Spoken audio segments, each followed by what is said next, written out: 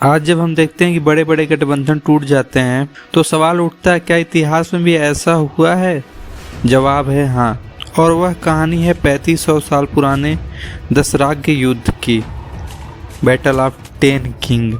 दशराग्य युद्ध को भारत का सबसे प्राचीन दर्ज ऐतिहासिक युद्ध माना जाता है, जिसका उल्लेख ऋग्वेद में मिलता है। यह युद्ध हुआ था भरत वंश के राजा सुदास और 10 राजाओं के एक शक्तिशाली गठबंधन के बीच। राजा सुदास की शक्ति तेजी से बढ़ रही थी। उनका प्रभाव इतना बढ़ा कि आसपास के राजाओं डरने लगे।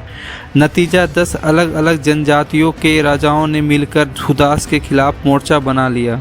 इस गठबंधन का नेतृत्व कर रहे थे राजा पुरु और उनके साथ दे रहे थे यदु और अन्य शासक ने।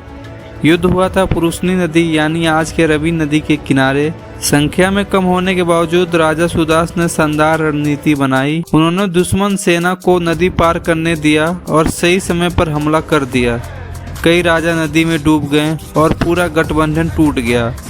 नतीजा साफ था, एक राजा जीता, 10 राजा हार गए। इस जीत के बाद भरत वंश सबसे शक्तिशाली बना। आगे चलकर इसी भरत से देश का नाम पड़ा भारत। आज भी हमें यही देखते हैं कि संख्या ज़्यादा लेकिन सोच अलग अलग, बड़े गठबंधन लेकिन अंदरूनी टकराव।